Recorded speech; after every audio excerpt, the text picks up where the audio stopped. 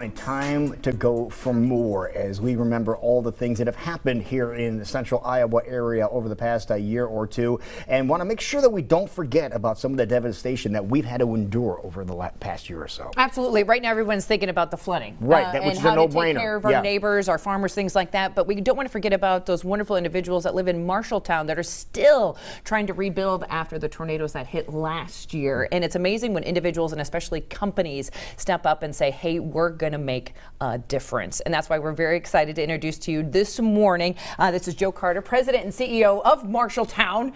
Maybe that's confusing. It was for me when I first heard it, but we're talking about Marshalltown USA. A company that's been around for quite some time. Yeah, 129 years making construction tools for brick, concrete, drywall, tile, asphalt, all sorts of different construction areas. Yeah, and your tools are found all over the world. I mean, they've been so popular and are so respected. It's a great thing to have a product here that's based right here in Marshalltown. Yeah, thank you so much for saying that, Lou. You're absolutely right. Even though we're a small name, maybe even in Marshalltown or even in the state of Iowa, less than 1% of our sales occur in the state of Iowa. So if we go to the concrete trades in Ireland or New Zealand, pick a country outside the U.S., they still immediately know our name. As soon as you say Marshalltown, they know where we're from. I just always say we're the best advertisers for the city because every product that goes out has our name on it. Which is pretty amazing. Nice. And it's also wonderful how you're using that now to say, let's put a focus back on our community because there's some individual out there that still need some assistance. Yeah, you're absolutely right. July 19th last year, devastating tornado hits the city. And we're still recovering. A lot of bricks still down in the streets. There's still piles of bricks, really. Yeah, there really I haven't been are. there in a while, but there's still signs of the tornado hitting. Yeah, the old Iowa wholesale building still has not been renovated. The group that owns them is still working on getting their funding and everything else plans ready to go, and so we've got a lot of buildings still down, demolished, so a lot of holes in the ground and a lot of flat dirt. Wow. So it's still a tough time. A lot of blue tarps up on a lot of homes still. Well, I was going to say homes still needing some assistance as well. So let's talk about a book that you originally started with your daughter, we want to say, to kind of be an educational aspect for kids and to kind of get them excited about the construction company. But now it's taken a whole new turn. Yeah, absolutely. 2002. I didn't really remember that until I pulled out some stuff to want to do with the book. I wrote the book originally. My wife and I have 3 children, Mike, Hannah, and Sam. And so I started this book after reading Johnny Tractor. We thought that was a great book, John Deere's book about the tractor, and then we had a lot of construction books. My kids really love those, and so I always kind of had the idea that, boy, we could write a book that would really take the characters from our company and put those into a book setting. So I had started that, actually had the names of the characters and had written the story, the basic byline, and had all that ready to go. And I had my sketches, which don't do the book justice, and had signed and dated it as a good engineer would do. Right. And had that. And last year, early in the year, I sent that off to my daughter, who now lives in Portland, Oregon. She's a freelance graphic designer.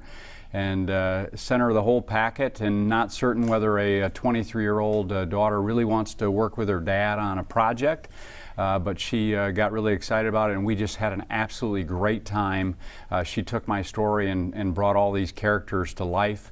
And so that's how everything got started. We ended up getting the book done, got it printed, published, and so we're now ready to go with that. And so I brought a few extra characters with us. Yeah, you brought some guests with you. Why don't you introduce the guests to us here in studio? We can kind of see the inspiration because that's what your daughter created and illustrated, but we're able to see kind of what she took as her inspiration for it, which you brought in on our desk this morning. So who do we have there that we see in the book? You bet.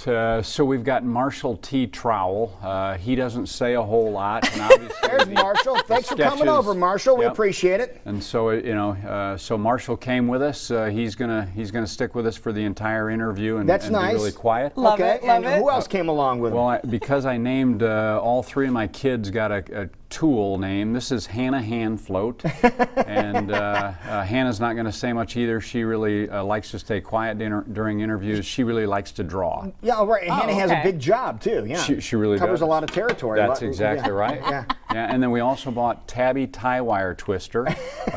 Tabby has a big portion in the book. She's really the spunkiest character, and you really like her as you read the book. She's really got some twist to her, so it's kind of fun. I've never seen that tool before. Yeah. Even adults can learn a little something from what's happening in this And book. that's the whole basis of this is you're trying to inspire kids when they read these books, and probably parents too. And what is the basic byline of the story? Yeah, great question. What we wanted to do was to inspire kids into the trades. It's an area, certainly since the 2006 housing recession and during the commercial and industrial construction recession we had in 08 and beyond. We wanted to try and inspire more kids into the trades because a lot of people got out of the trades. The construction industry was way down. And so by having kids read about what's going on and seeing a project being made, Mr. Mason going about his day working with all his tools, the story is work hard, work together, concrete. And I thought if we could give a message to kids that it's okay to work hard, work together, and feel that satisfaction coming out of doing one of these projects. What a great career, what a great way to spend your life, and you're working with your friends and your family, and it's really, I hope, an inspirational story to those kids who are really interested in construction. Yeah, and those that get into the construction industry at this level, there's a pretty decent income too that goes along with it that people have to realize. Yeah, that's exactly right. I don't think most people understand. They don't realize that. Yeah, that's exactly right. You can do very well for yourself, whether it's a concrete finisher, whether it's a bricklayer, whether it's HVAC, plumbing, electrical.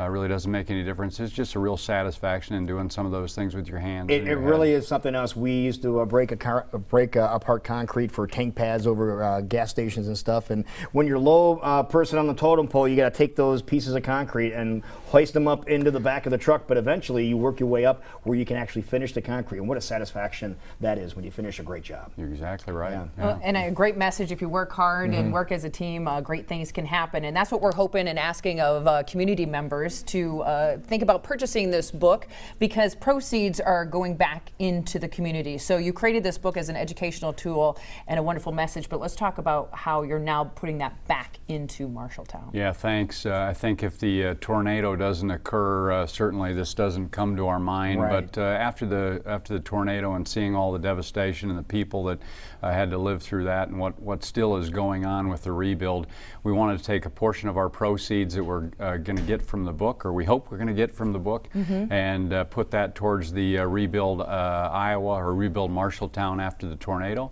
And then we also want to take a portion of the proceeds. The high school has a VOTEC program for construction that they're starting.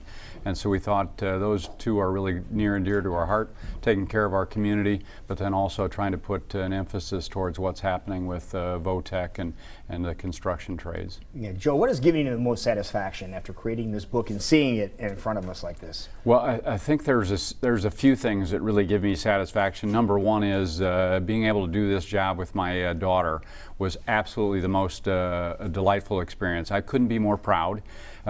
You write a story, and if you saw my sketches, you'd say, well, there's no way we're ever going to sell one of those books. I kind of want to see your sketches now.